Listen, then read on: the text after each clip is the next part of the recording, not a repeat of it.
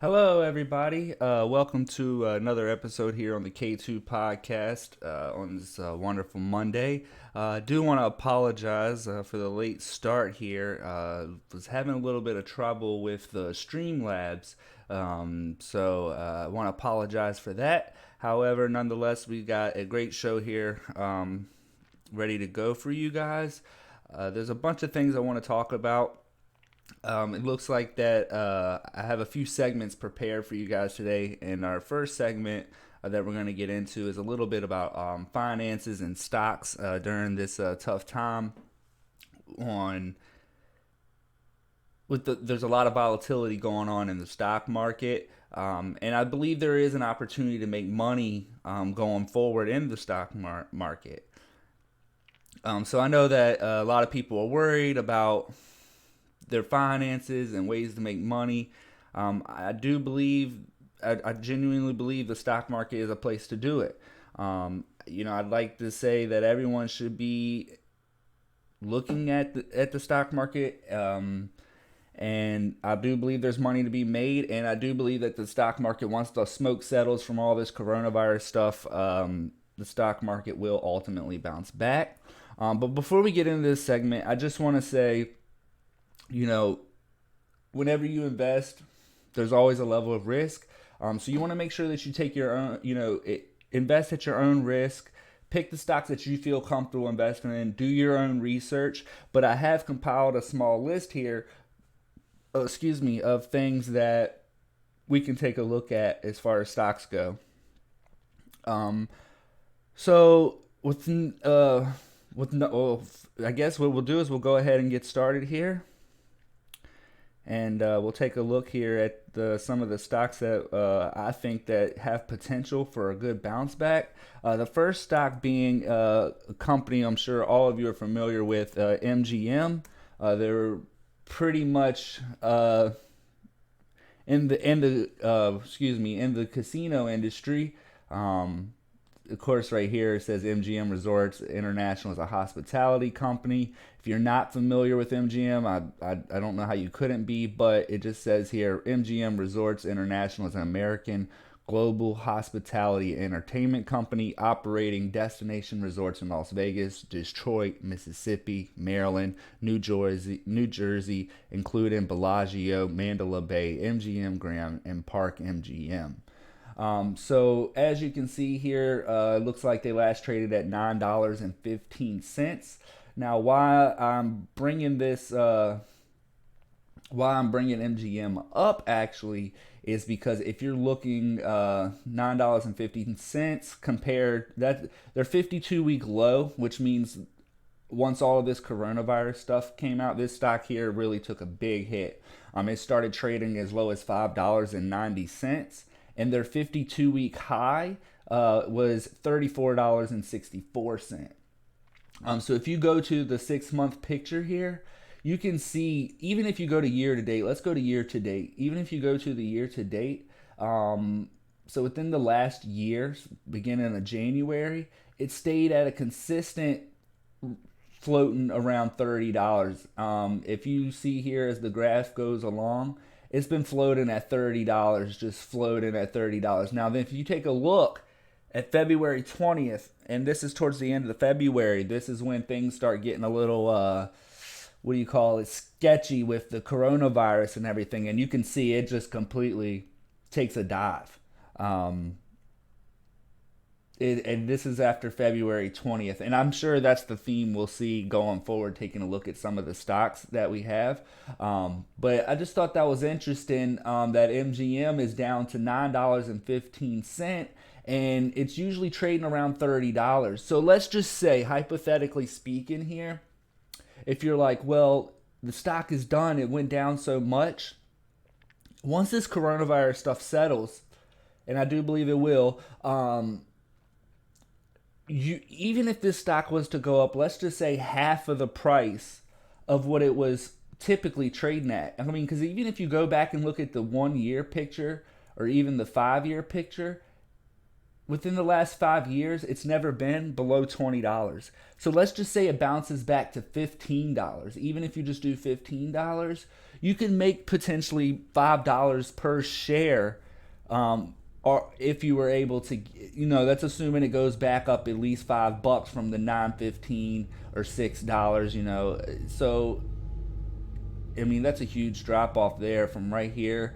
It looks like February 21st, it was at $31, and then it just ultimately just a huge drop off. So MGM is definitely one to look at. It's kind of interesting to see some of these stocks that have taken a huge dip. But I do believe that they'll bounce back and there's money to be made in them. Another stock that is worth taking a look at is a company called Ballard Power Systems. They're a developer and manufacturer in proton exchange membrane fuel cell products for markets such as heavy duty motive, portable power, material handling, as well as engineering services. Ballard Power has designed and shipped over 400 MW of fuel cells products to date. Now, the reason why this one is quite interesting, I personally I bought this share quite a while back. I want to say I got it back. Let's say I bought it around $4 and some change, so I got it around in September of 2019. So that was quite some time ago. However, it's been on a steady uptick. It's been battling, really doing well. Even as coronavirus came, if you look here, February 19th, February 20th, because we remember when MGM, we looked at the stock there. This stock was up to $12.79. The 52-week high on this stock was $14.20.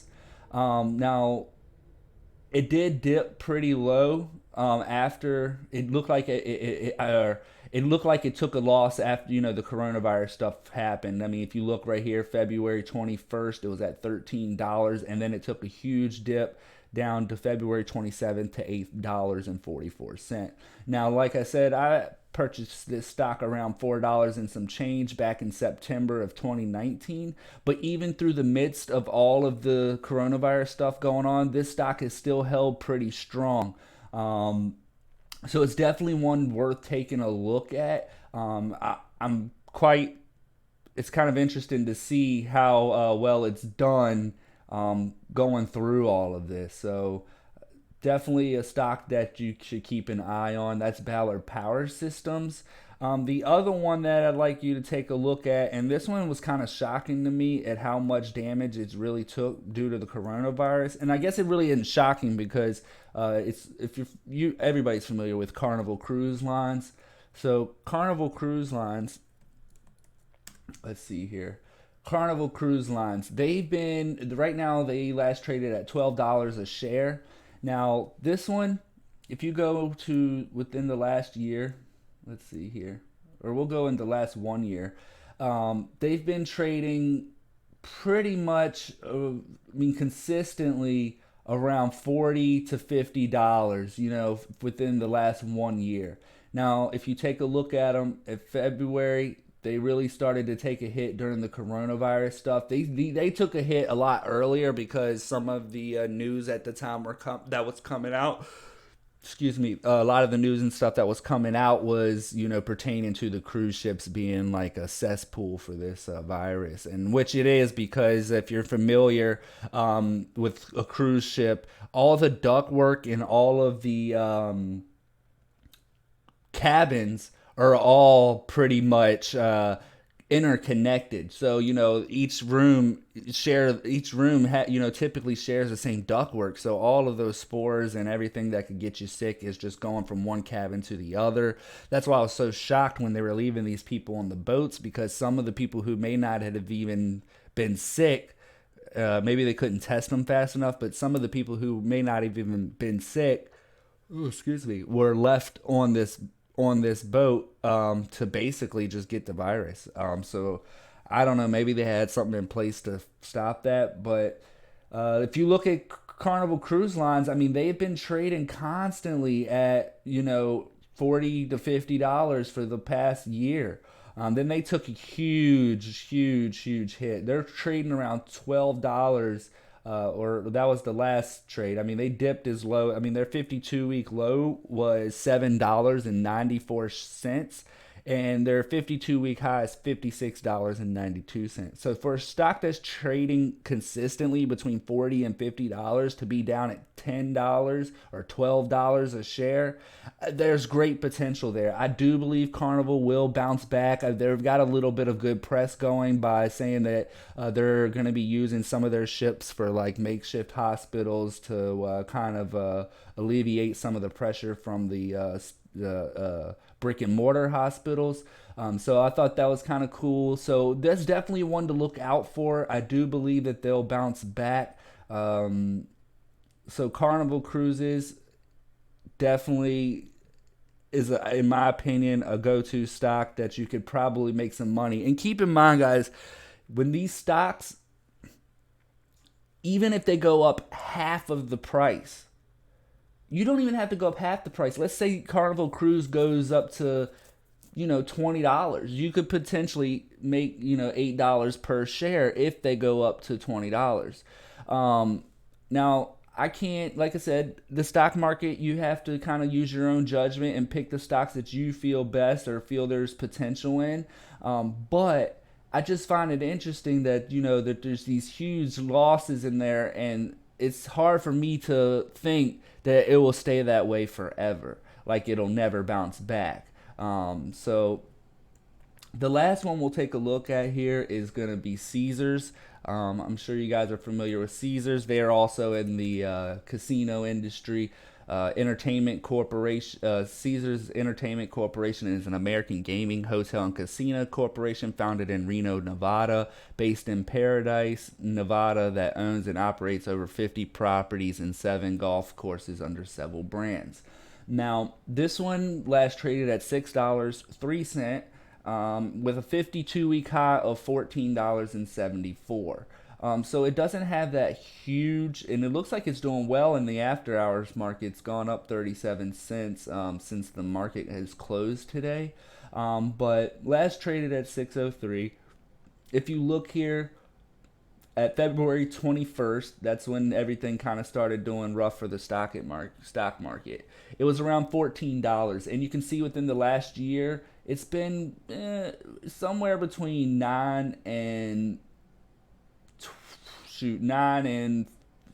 $15 over the last year. Like I said, the 52-week high was $14.74. 52-week low is $3.22. So I believe there's a little wiggle room here. Maybe this one won't be as risky as for you. You could take $6. Even if you did just 100 shares at $6, there won't be a huge, or excuse me, not 100 shares. If you get $6 worth of shares, let's just take a look here with the calculator, and let's just do a hypothetical scenario. I can't say exactly what will happen, but we can do like a little hypothetical here. So currently, let's just say the stock is at $6.03. And we'll go this way. You do $100, and you're going to divide that by $6.03. So, excuse me, I hit the wrong button there. $100.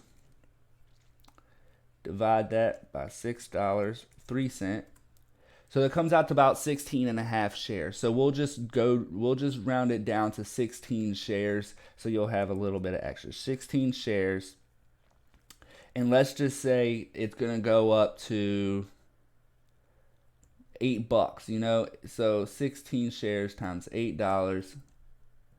So you can make, $28. Now, what I would suggest in doing is get your $100 back. Leave once you sell those off. Say if it did get up to $8, you could sell your shares off, to that way you can get your $100 back. Leave the $28 in profit invested in Caesars, and then what you could do is take that remaining $100. You could buy back into the company, or you could choose a different company and kind of keep trying to build a portfolio. Build a portfolio and have shares in some of these companies that I ultimately think will bounce back at a much higher price, and then you'll have a little something to fall back on one day, a little retirement plan. Like I said, you can't always guarantee with the stock market. There's always that chance that things could go south, but with everything going on, it's hard for me to say that it'll always remain that way. That it'll never bounce back. So I think there's money to be made. Some may be a little bit longer term when it comes to coming back to life. But also the volatility is also kind of crazy. I mean, you can tell here if you have a lot of money to invest. I mean, even in the last 5 days, let's just say in the last 5 days, if you bought the stock here on Wednesday at 325, 3 days later it's up to $6.03. So you could have made $3 per share in just a 3 day time frame. Now that's kind of interesting to see. So there is money to be made in the stock market, guys, right now, even through the midst of all of this. You just got to be careful, do your own research, and pick the stocks that you feel comfortable investing in. But we'll move on here to our next segment here. A little bit of sports news for you guys. Let's see here. So the first news story that I wanted to get into is the NFL. Apparently, they are no longer suspending players for a positive marijuana test, which is kind of interesting to see. Got a little article here that I'll see if I can bring up for you guys.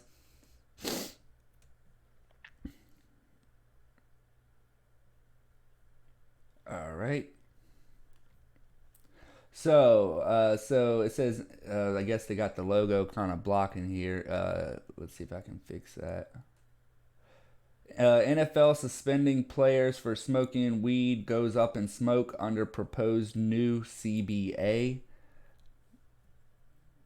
So NFL players will no longer be suspended if they fail a drug test for smoking marijuana. Under the proposed new CBA, the penalties for players testing positive for THC will be reduced and suspensions will be eliminated. This does mean former Cleveland Browns offensive lineman Greg Robinson, who was arrested with 157 pounds of marijuana in his car, would not be subject to suspension by the NFL personal conduct policy.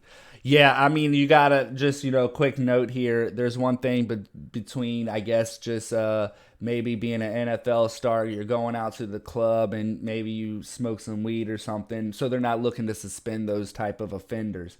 Of course, they're not talking about this guy here, Greg Robinson, who had 157 pounds of marijuana in his car. That could probably be, I'm sure, like they're saying here, that's going to be more something that you can get charged with. It goes on to say, if he's not in prison after being charged with possessing 157 pounds of marijuana with the intent to distribute, and then it says, with recreational marijuana law now legal in 11 states and Washington, D.C., and medicinal sales legal in another 22 states, many wondered why the NFL would continue testing for it and suspending players for using it. So you can kind of see that marijuana is kind of becoming more socially acceptable, even as far as in sports and things like that. I'd like to know if, how would it affect the sports if every player's just getting high, just dragging ass, getting out on the field. I don't know. It's kind of interesting to think about.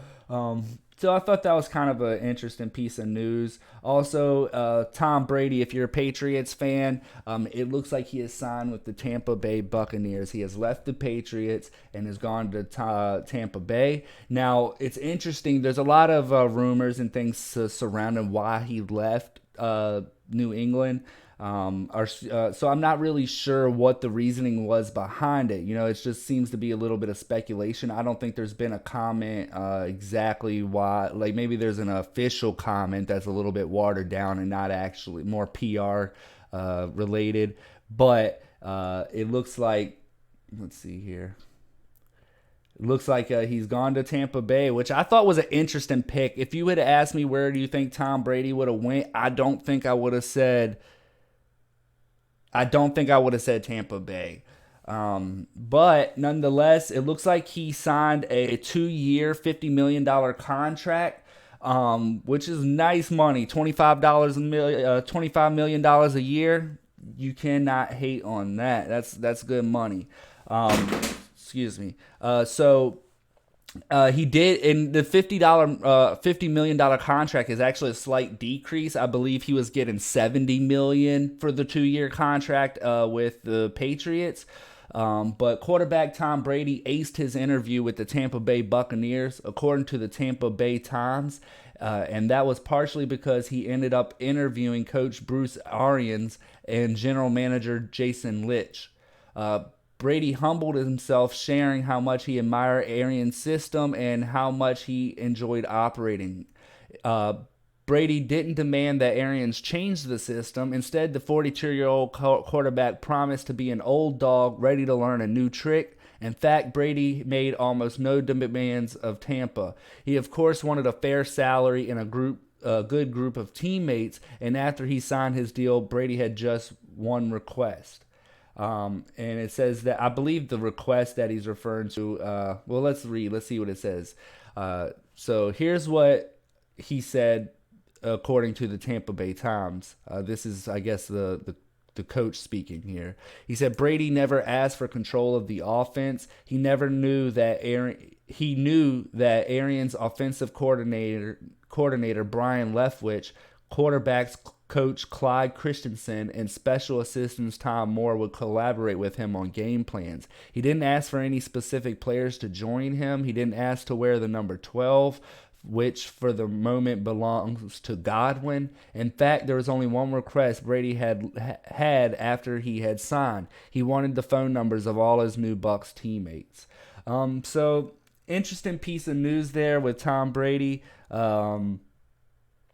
Now, also, this is kind of a good piece of news that I wanted to bring to light. I know if you remember when we talked to Mark Cuban last time about him trying to help his employees out that work for the Dallas Mavericks, and he would be paying them for games that got canceled. I believe it was 4 games, I believe they agreed to. The next 4 games they got paid for. But he's taking it a step further here. It says Mark Cuban, Dallas Mavericks players donate $500,000 towards child care for healthcare workers. So the Dallas Mavericks are helping cover child care costs for healthcare workers who are on the front lines of the COVID-19 response effort. The Mavs announced Friday that owner Mark Cuban and players Luka Doncic and Dwight Powell teamed up with the Dallas Mavericks Foundation to donate $500,000 to support child care for healthcare workers. So the donation will go to University of Texas Southwestern Medical Center and Parkland Hospital. It'll go towards the hospital's frontline caregiving staff, including nurses, physicians, lab techs, and pharmacists. So good for Mark Cuban. He's well known for being on Shark Tank. He kind of got a hot head sometimes. He kind of reminds me of. He's got that reputation for being very outspoken, hot-headed, but he still has a moment to step back, kind of do what he can. I mean, the guy's got buku money. I'm sure $500,000 will go a long way to help with those people who are struggling to find daycare that still have to report to work because they're considered essential employees and they're not going to be closing them down. So that's going to bring us to our next stories here. Just a second. So the next story that we're going to talk about is, and this is still a developing story as we speak right now. I don't believe a deal has been made, but it appears that the Democrats have blocked the bill, stimulus bill, to help to kind of get the economy going back again to some extent. I don't know that it'll definitely be a perfect fix or that it'll get the economy going back, but it'll help folks meet essential things, whether it's just kind of tide them over until this stuff settles down. But here's an article here. This was done by NBC News. It says a vote to advance the massive coronavirus stimulus bill failed on Sunday night in the Senate as negotiations had yet to produce a deal on more than the $1 trillion aid package. A second vote has now been scheduled for Monday shortly after 12. Now, as far as I know, I've been kind of keeping up with it. A deal has not been reached. I believe as late as 2 o'clock, I was watching the live stream for this, and to me, from what I saw, I wish I had a clip of it, but it's still ongoing. I haven't had a moment to really pull it up. But there was a clip of them at one point saying, "Guys, why are we talking about solar panels? Why are we talking about this? Why are we talking about that? Let's get back to COVID-19." You know, he was really going into the fact like we've got to stop getting sidetracked. So it's kind of shocking to me that we're not able to come together in a time like this. And just get something hammered down. I mean, it's almost embarrassing. You know, I'm sure that the Democrats want something, and the Republicans want something, but to not just to be going back and forth in a time like this, I think people are really counting on this. I know there's a bunch of waitresses out there who've been laid off, that have, you know, are basically living paycheck to paycheck. I mean, you know, the politicians are the ones that are making these decisions for the entire United States, and some people have speculated, you know, they got to, in the back of their mind as they're making these decisions, they want to have a chance at reelection. Versus, and you know, at some point you have to kind of put that reelection stuff in the back of your mind and just do what's right for the people. You know, really do, you know, don't worry about so much reelection, just do what's right. And I think if you're doing what's right, you can't go wrong. People will notice that. But one could also argue, I think, that some people are making decisions without a care in the world because maybe they have no chance at reelection. If I'm not mistaken, Nancy Pelosi, who promised not to stay more than 4 years in her job, and she is said to have played a pretty huge role in blocking this bill, which we'll get to that in this article here. But I don't believe I think her term ends fairly soon. So maybe, you know, she just seems like one of those women, like out of spite, that would, you know, just with her, remember her ripping up Donald Trump's speech and all of that stuff. She just seems real petty. And is she in it for the people or herself, or I'm not sure. You know, I can't really say. I haven't investigated that much part, you know, that deep into it about her involvement in actually blocking it. But we'll read the article here, and you'll see what I'm referring to. But it says Republicans who needed 60 votes to move forward on the bill weren't able to win over any Democrats to proceed. So not one single Democrat, you know, voted for this. But it means no aids will flow to the economy, including checks to individuals, help for small businesses, and bailouts for big corporations until an agreement is reached. Some people are saying that the Democrats are doing this because too much money is going to the big corporations, but that's kind of what I've been seeing on social media. They're like, no, it's not they're doing what's right. They don't want all this money to go to the big corporations. And it just doesn't, I ain't buying it. And nor was that mentioned in this article. I'm not saying that couldn't be a reason, but it wasn't mentioned in this article. But here it says Republicans who needed 60 votes to move forward on the bill weren't able to win over any Democrats, meaning no aid. Until an agreement is reached, Democrats said they were dissatisfied with worker protections in the bill, which was written by Republicans, and that the rules on corporate bailouts are too lax. So they're referring, I guess, to the corporate bailouts and saying that workers aren't protected, which, you know, I can somewhat agree to that. But when you listen to the actual hearings and what they're doing, I don't really hear so much of that talk. It's more about freaking solar panels and all this other mumbo jumbo, if that's even a word.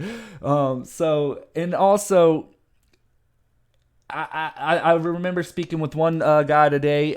He brought up a good point. This is speculation, but he said the Democrats are probably upset because they're claiming that they didn't have anything to do with this bill, that they didn't have an opportunity to weigh in, and they don't want Republicans getting all the credit for it.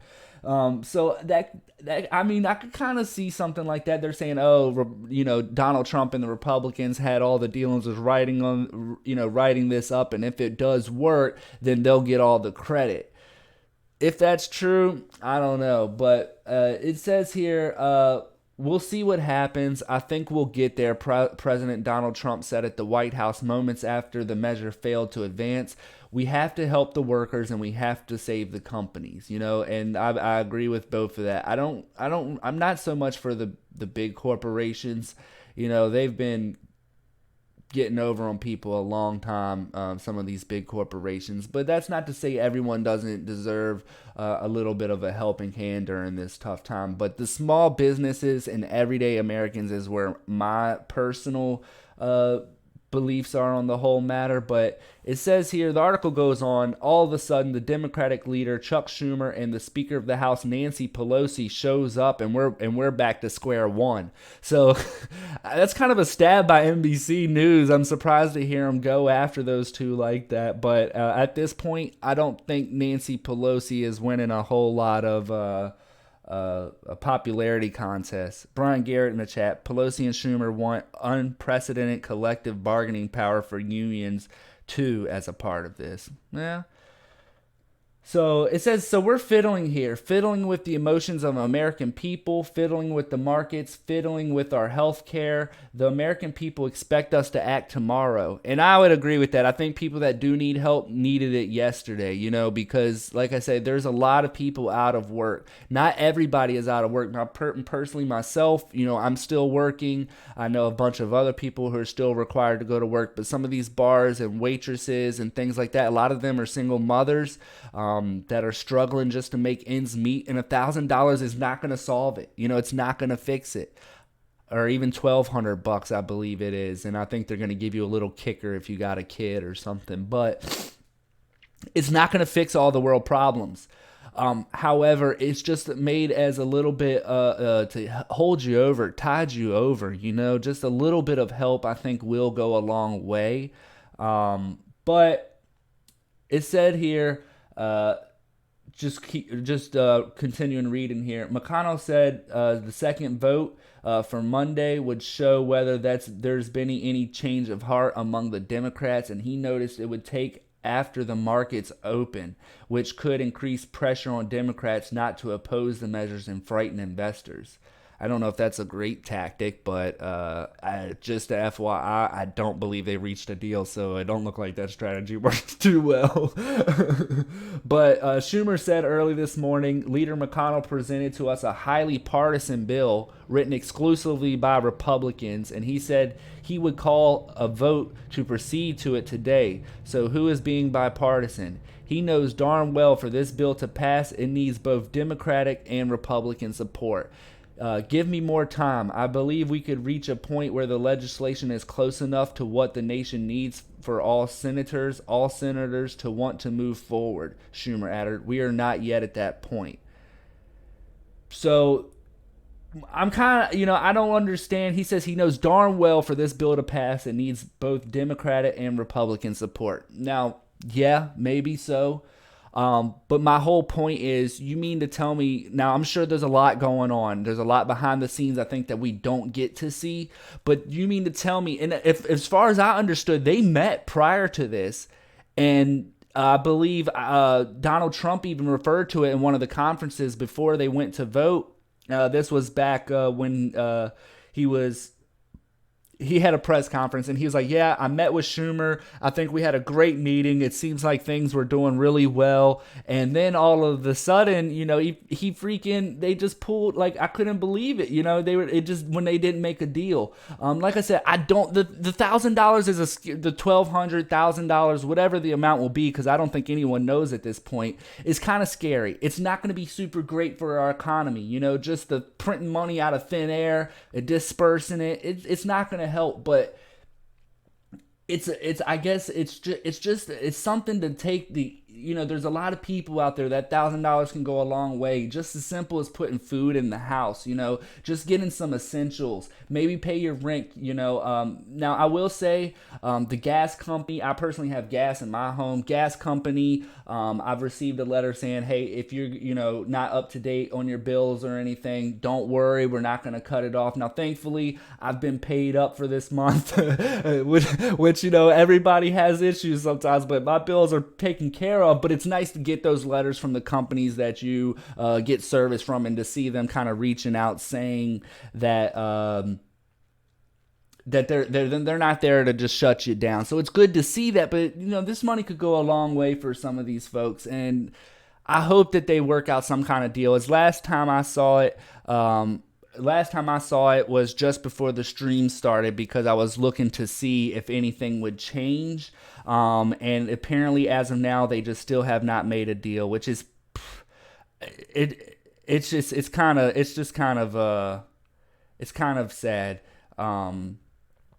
But anyway, just a quick little tidbit here. One of the reasons why I think the money will help, I see Kevin Mills in the chat says, I don't agree with the money, don't end it. I guess I'm not sure what he's referring to there. It's going to raise taxes next year, Kevin Mills said. So, but I want to just point out something. I'm not sure if you're aware of this statistic, but the amount of people living check to check in America is nearly 80% of American workers, 78%, I believe, to be exact. So that's people, 78% of the United States population are living paycheck to paycheck.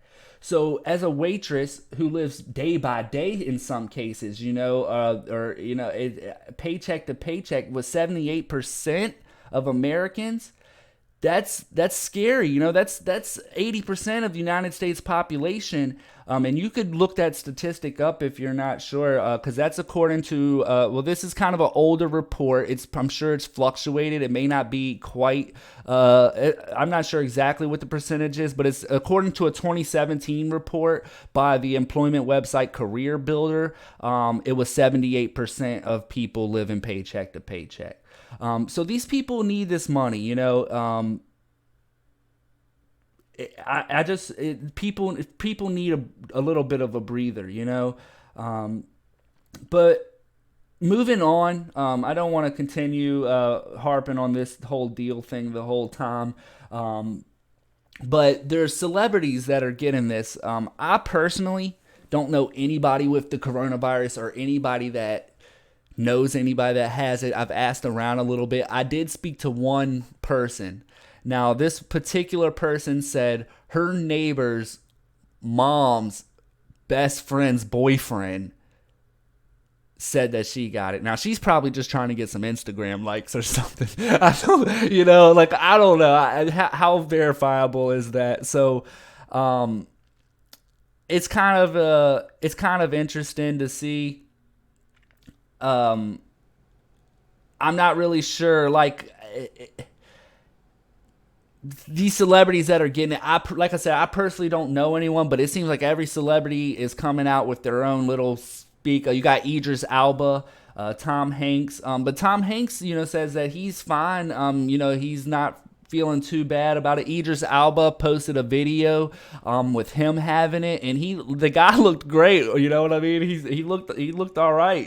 So it was kind of interesting. But it's kind of, you're getting a lot of mixed signals with this whole coronavirus thing. You're hearing things like a person will post a video on YouTube or Facebook or something saying, I have coronavirus, but I don't have any symptoms, and then you got the guy in Italy who's posting a video and they got 3 loved ones dead in the hallway. Or this one guy posted a video of his sister in bed who was dead, and he called authorities and they wouldn't come get the body due to just the resources being short, and then also with the coronavirus being in that house, I guess they didn't want to run the risk of getting affected by the virus.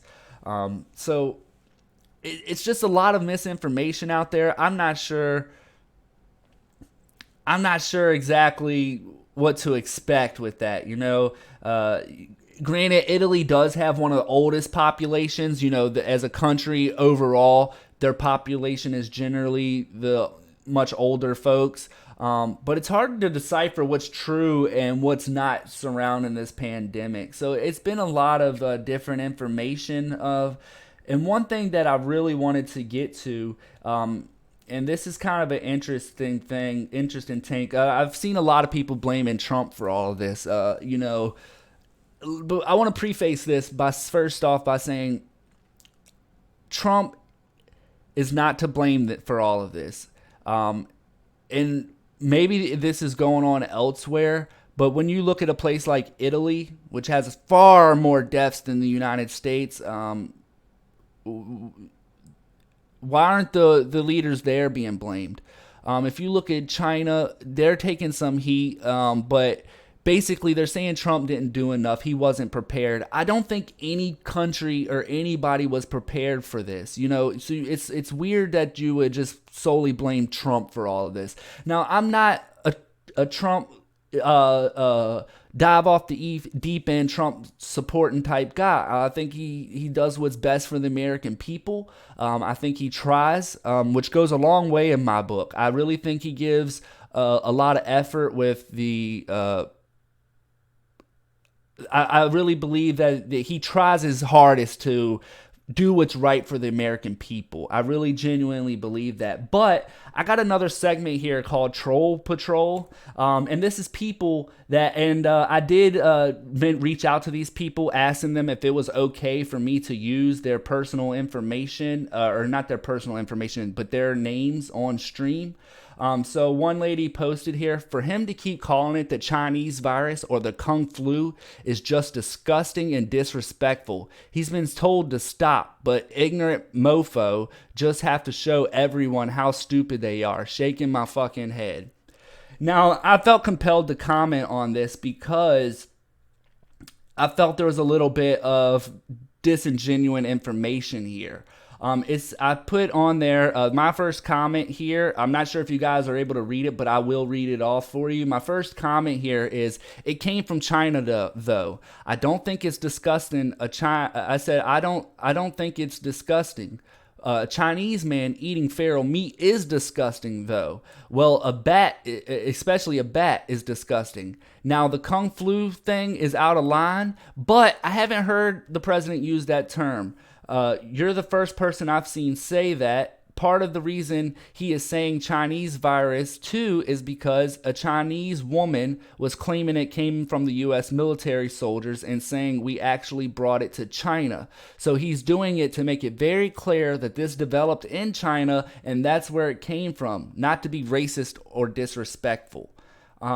So that was my quote on it. Now, there is a couple of things wrong with the information with what I said, and we'll get to that in a point, but I kind of want to just keep the story going and keep reading here. But it says, Wayne Kevin, this guy says Michael Shelton is his name. He said, that's the stupidest shit that I've read all day, so thank you. So I first want to point out about this guy, Michael Shelton. Genuinely, I don't believe that he came into this with trying to genuinely change my mind or speak from a place of knowledge, because when you come in saying that's the stupidest shit I've read all day, so thank you, you don't post anything to back up your statement. You're just basically criticizing without anything. You're just like, oh, that's stupid, and then you move on. You don't say anything to say, well, I could see where you're wrong on this, and I want to tell you why. There's no reason to say that's the stupidest shit I've read all day and then puts a bunch of laughing stuff. He's not really, you can already tell with this guy's demeanor that he's not there to have a genuine conversation. But I told the guy, what part would you like to analyze? We can break it down. I didn't type anything that wasn't true. Donald Trump held a conference in which he answered the question as to why he calls it the Chinese virus. A spokeswoman from China also said U.S. soldiers brought it to China, and the virus was developed from eating feral meat, which was traced back to a meat market in Wuhan. And the particular virus is contracted from a bat. You can look this up. So I want to point out later, you know, I kept saying spokeswoman. For whatever reason, I thought it was a spokeswoman that had said this, but it was actually a Chinese spokesman, and I have the article where we can refer to here in just a moment. And this guy, Michael Gotti Chase, this was a total different guy than Michael Shelton. But it says it was transferred from a bat to a human through a cut. Trump's a racist piece of shit, and that's facts. He said that's a fact. He has evidence to show that, you know, he says that's a fact. If you make excuses for him, his behavior away, either you're a complete moron or support his views. So you're either a moron or support his views. So you mean to tell me if I support his views, you're not a moron? I'm just saying. But he's going on to say Trump's a racist piece of shit, and that's a fact. Well, that's not a fact, my friend. That's your opinion. However, I want to get to another point here. This guy at least had the thing to kind of post something saying, you know, he kind of posted some information saying exactly why he didn't agree with the statement. So I can respect that a little bit. You know, he's saying, hey, it was transferred from a bat to a human through a cut. You know, at least he's trying to say something versus what the first guy said, who said that's the dumbest shit I read all day and didn't say anything else. So, you know, I can respect that he would say that. But this is going to get a little bit more interesting. But before we get to that, I want to pull up a little video here just to show. Let's pull this up here. So let's see, maybe sorry about the ad. All right, check it. We'll check out this little clip here, and I just want to point out something.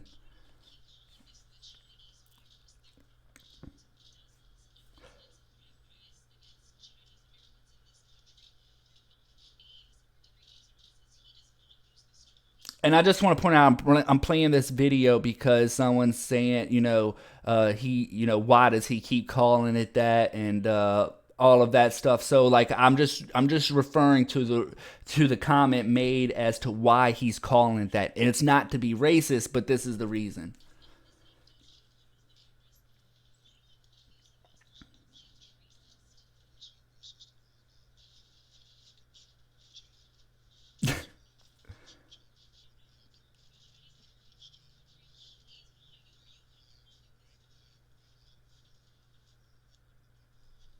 So he was making it clear, I have great love for all of the people in our country.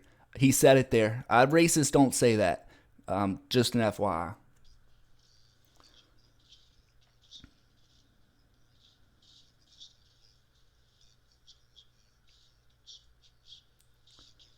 So he's referring to the American soldiers. He's saying, you know, we can't be blamed for this. I want to make it very clear that it came from China, and it was not brought to China by U.S. soldiers.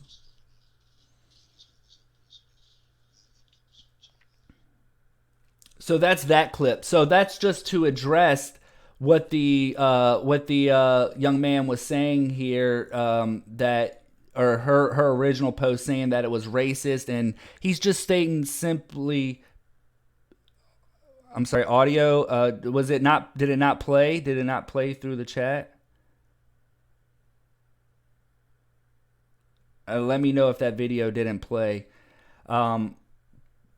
So the next clip here, we'll read a little bit more from the comments. It's super low. Huh, that's interesting. Let me see if I can fix that for you guys. I'm sorry. Oh, okay. Sorry about that. We can if you'd like, we can replay that video. Looks like I had the volume turned down there for the desktop audio. I apologize. Put it in the chat if this will make it a little bit better. We Can you live hear that audio much better? Strange times. Why do you keep calling this the Chinese virus? There are reports of dozens of incidents of bias against Chinese Americans in this country. Your own aide, Secretary Azar, says he does not use this term. He says ethnicity does not cause the virus. Why do you keep using this? A lot of Because it people comes say from it's China. racist. It's not racist at all, no. So I'm just playing the video again. It looks like the audio wasn't working properly, but I think we got it fixed.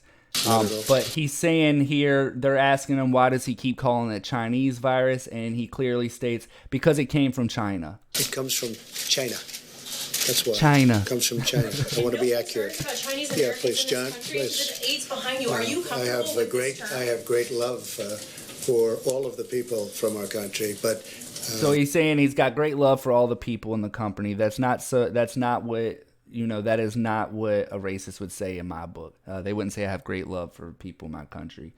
as you know, China tried to say at one point, maybe they stopped now, that it was caused by American soldiers.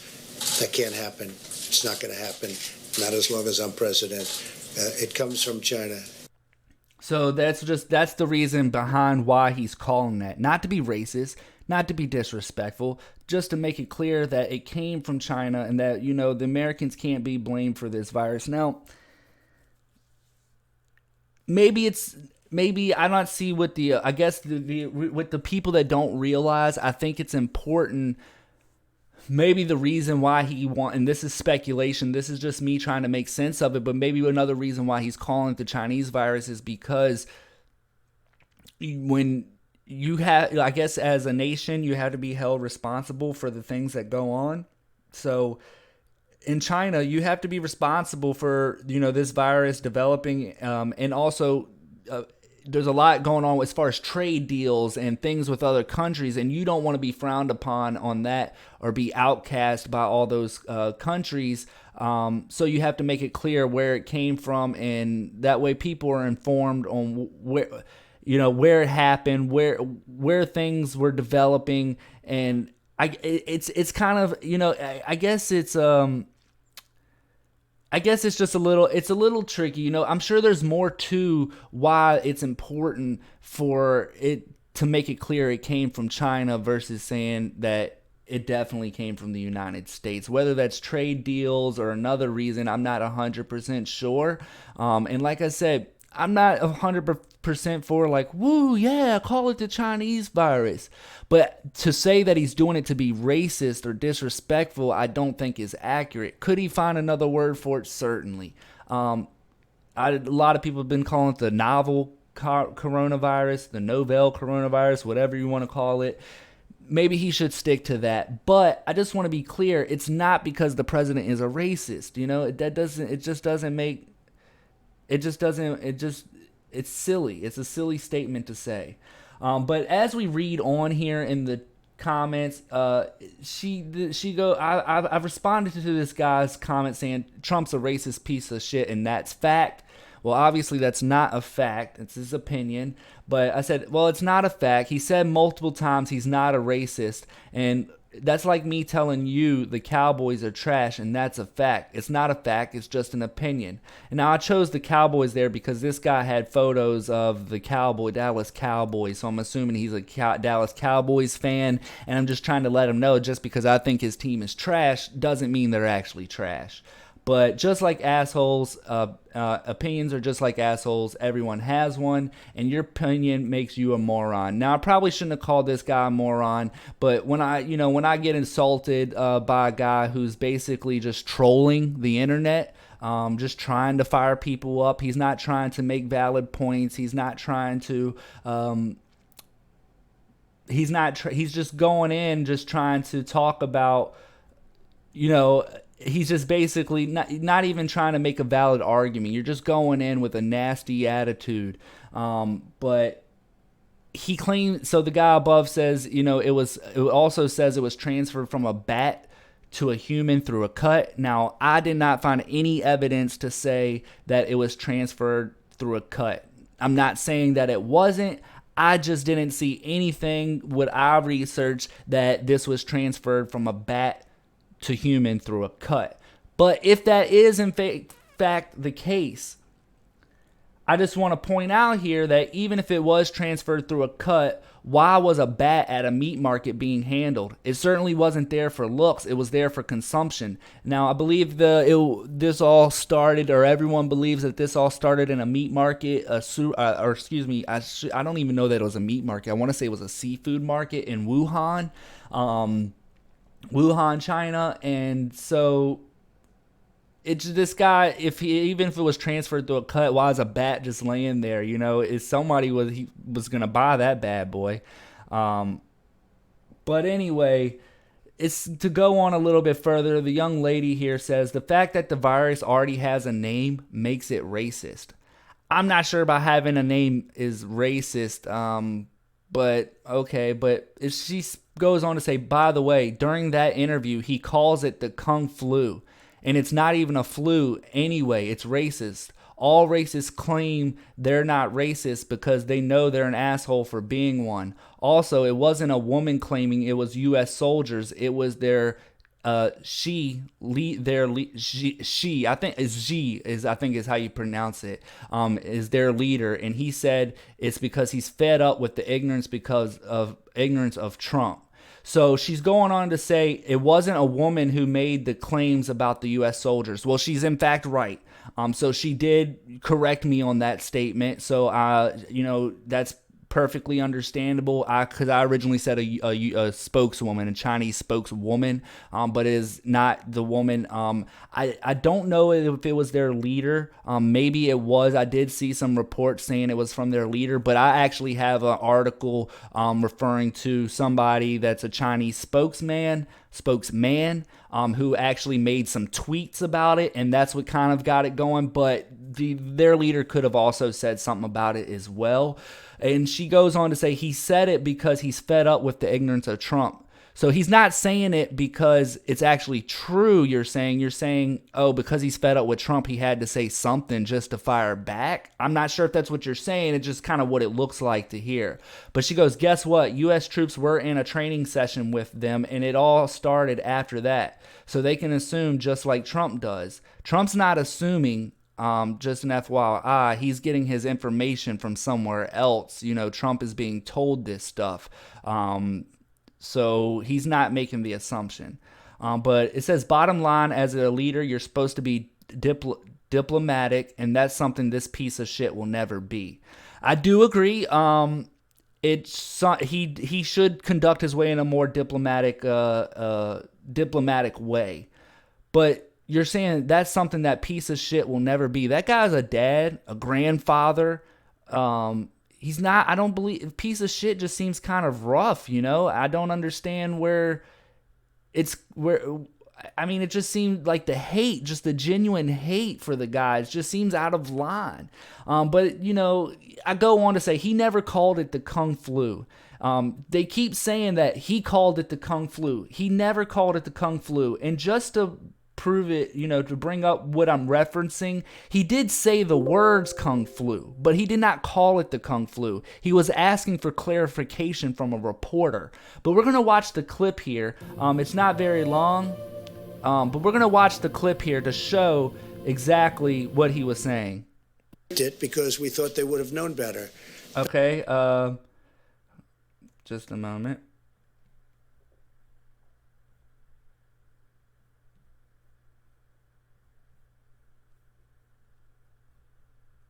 Governor Cuomo very much. So this isn't the right clip. Sorry about that. Certainly. Hold on here.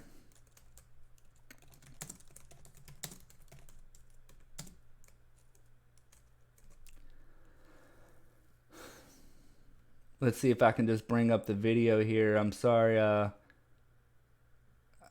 not sure what happened. I had the link saved, but for some reason it doesn't look like it wanted to bring up the correct post.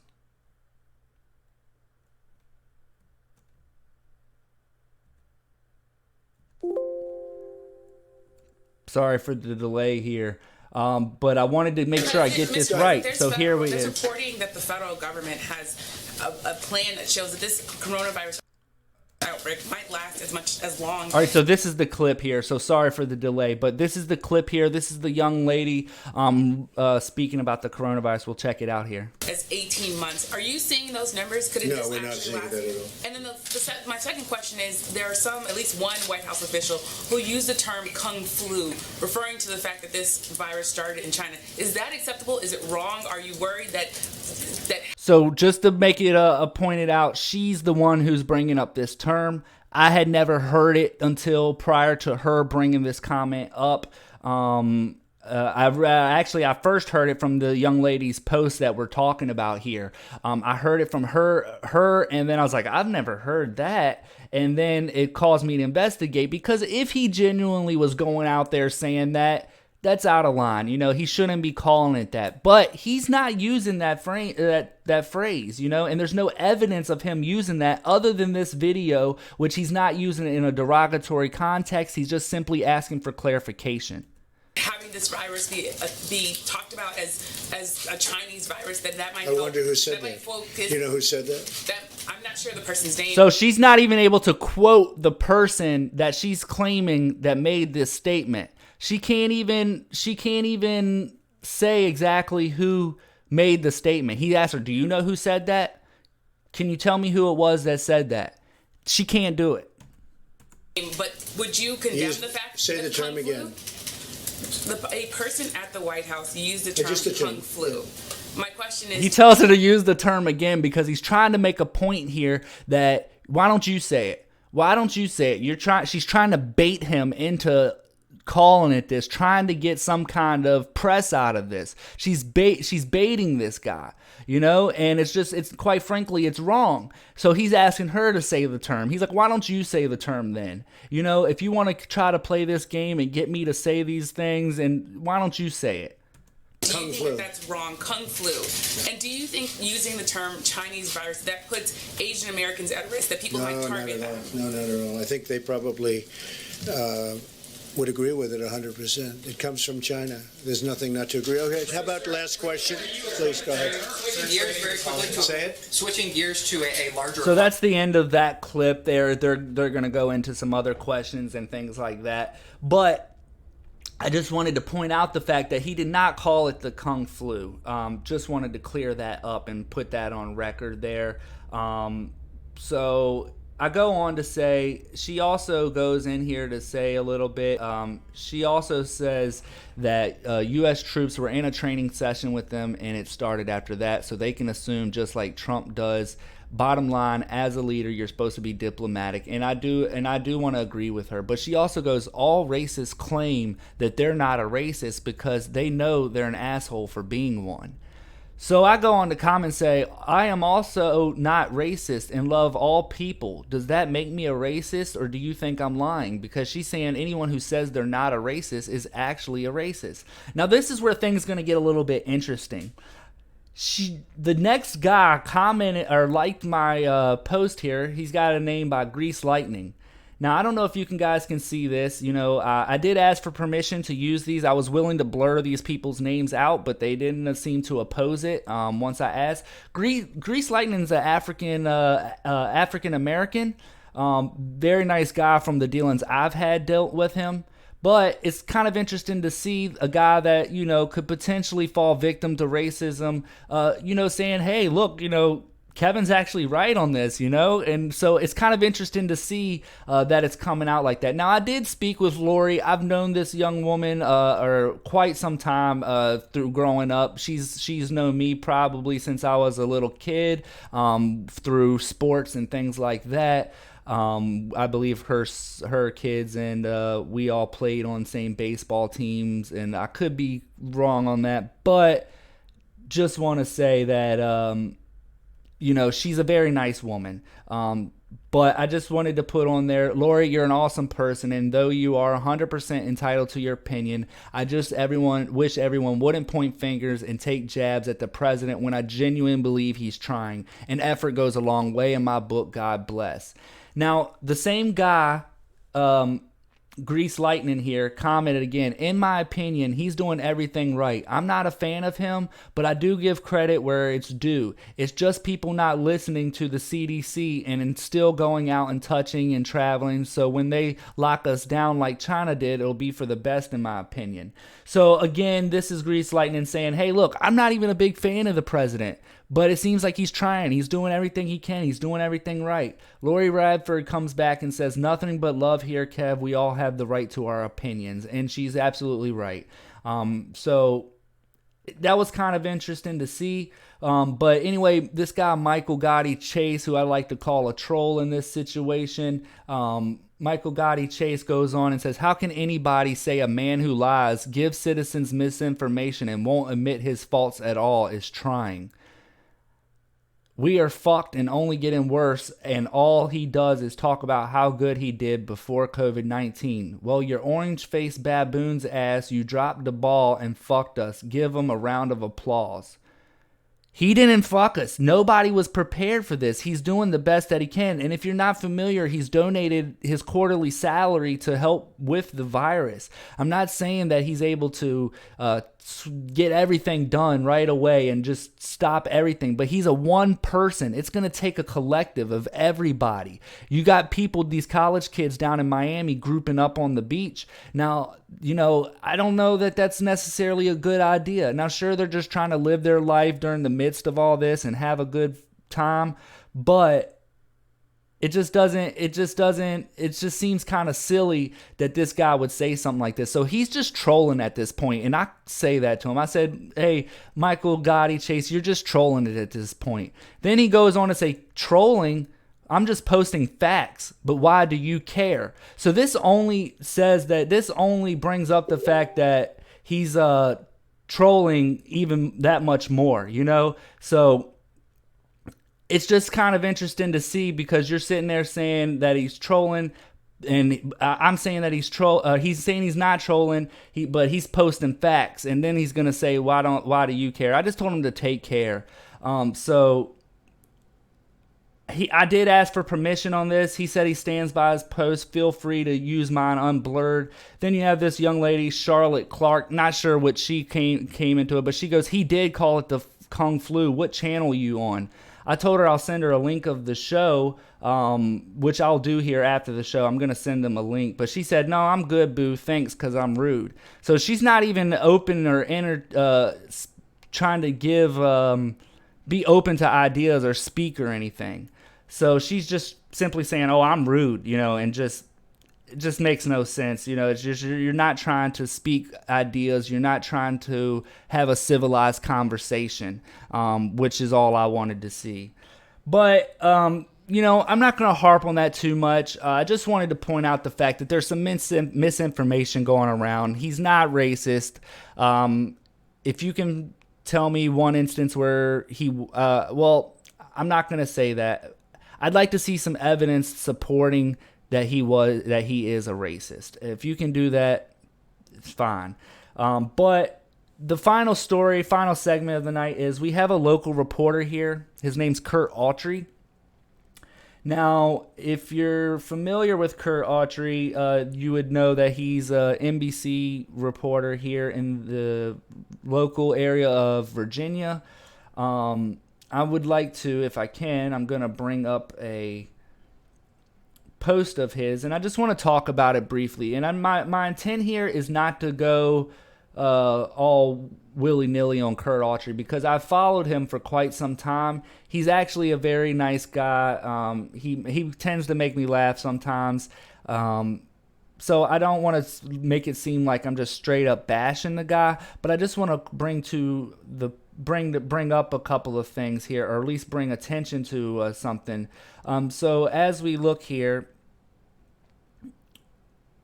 give me just a moment.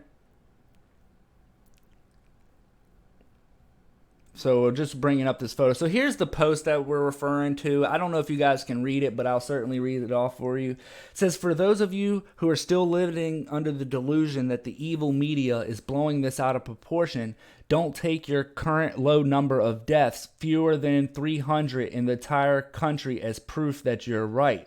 So that actually, I mean, I'm not sure exactly what he's doing there, but that statement in alone would kind of prove that you're right. You know what I mean? But maybe, I'm not sure. But it says, this is a picture from a parking garage at Vanderbilt University Hospital in Nashville, Tennessee. Let that sink in. It's so important to listen to the warnings. Now, I do agree with him. It is important to listen to the warnings. But what I want to point out here is that you've posted a picture from Nashville, Tennessee of all these beds lined up. All these beds lined up for in a parking garage. And I mean, that's a scary photo to me. You're thinking, wow, they got all these beds lined up ready to go. That's just the photo alone kind of incites a little bit of fear. Now,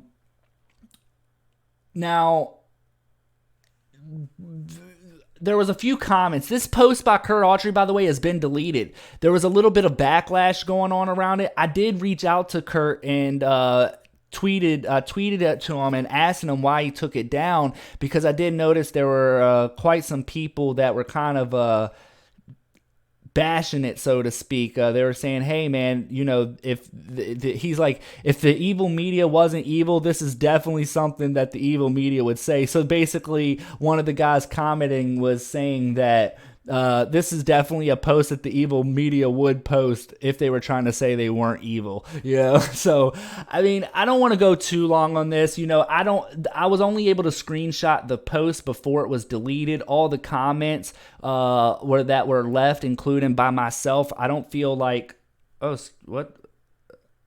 sorry about that. I don't feel like those comments I can use because I don't have them to share. So it wouldn't be right of me to kind of share those comments without having them there as proof versus me just talking about them. But what I will say about it is it's kind of, the headlines that these news companies are using are not a message of hope and bringing the community together. They're not trying to calm people down.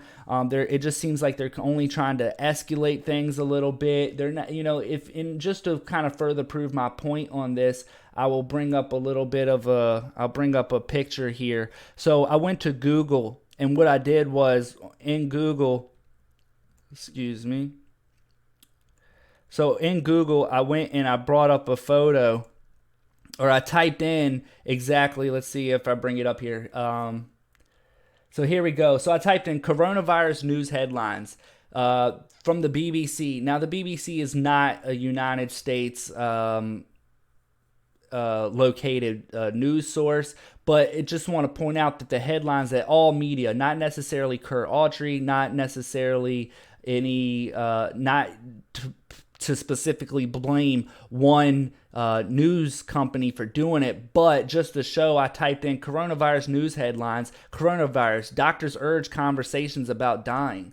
So they're talking about urging you to have a conversation about death. They're not saying, hey, you guys, this is a tough time for everybody. Please, relax, look out for your fellow neighbors, take care of each other. They're not promoting an environment to get people through this. It's only creating the panic further. So it's kind of I just wanted to bring a little bit of attention to that. And again, guys, I'm not here to bash all the news does. They think they have their own agendas. Yeah, you may be right on that. Kevin Mills in the chat says. Kurt Autry, Real Cosmos in the chat. Kurt Autry and NBC 12 is inciting fear. I don't want to say that they're completely inciting fear. I do believe that particular post did not help his case. It does not show anything that, it's not calming anyone. It certainly does not prove the point that he's helping in any way, But like again I said, I didn't want to bash Kurt Autry. That's not my intentions with this. I just wanted to bring to the fact that what his statement was saying is people are scared. This is a time that they're worried. And for him to say that if you believe the media is blowing this out of proportion, then you're delusional. It's just kind of uncalled for. People are scared, they're worried, and it's, anytime that you hear of businesses closing down, anytime that you hear of schools closing for the rest of the year, anytime that you're dealing with the fact that you may be tight on cash and you're wondering how you're going to provide your family because you're living paycheck to paycheck, that's going to be scary. I noticed Kevin Mills in the chat earlier said that, it's some of these people's fault for not having the funds needed to get through these times. While that may be accurate in some cases, not in every case. Some people have underlying medical conditions to where maybe they had to spend their life savings on a medical treatment and now they're working on the way to bounce back. I do tend to agree with what you're saying, but overall, that can't be applied across the board. There's people who genuinely need help, and for the Democrats to block that bill is kind of crazy. For Kurt Autry to say the news isn't, helping the situation is not good. I don't know, but that's going to be today's show, guys. I appreciate you guys tuning in. We started a little late. Streamlabs has just been giving me a run for my money the past couple of days. It's been kind of acting wonky. A couple of announcements next week. I want to bring this up for you guys. I'm going to actually see if I can bring it up briefly. Next week, I'm going to have a special guest on. Her name is Lizzie.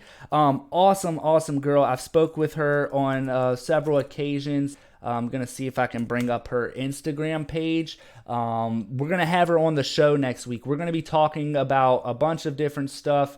Let me see if I can find her account. I just started. This is my own Instagram page, Kevin Kirby K2.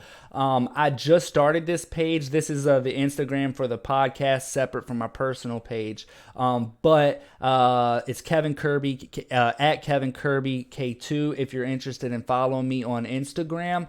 However, this is Lizzie's Instagram. She has 1,000 followers. She's a fitness coach, full-time work. She works full-time and at Life. I help working females get in shape and stay in shape in a balanced and sustainable way. So she's a fitness coach. Every time I've dealt with her, she's been very awesome to speak to, has a great attitude. She's always motivating and trying to offer people words of wisdom and motivation through tough times.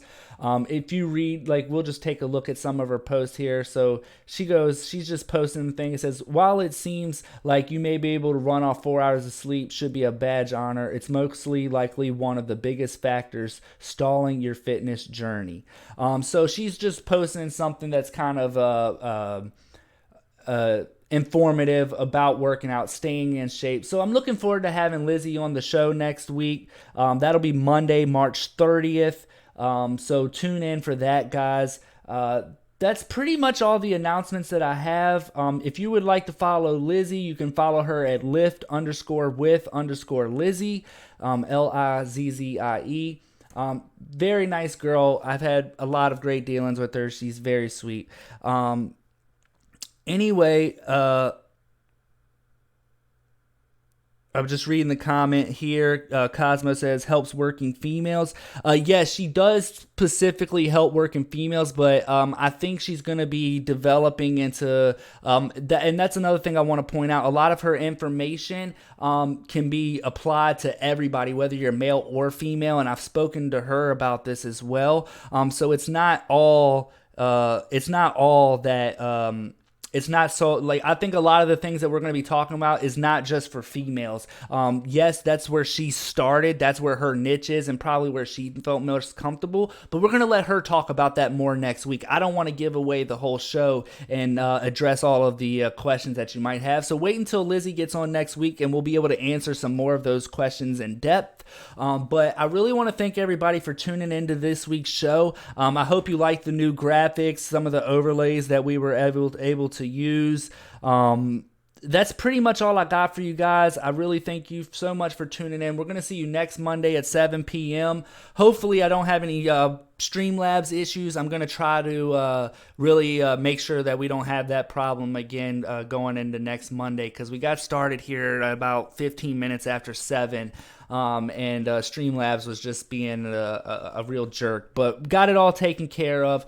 Thank you guys so much for choosing the K2 podcast and watching the show with me tonight. I really hope you enjoyed it. Thanks so much. We'll see you next Monday, 7 p.m.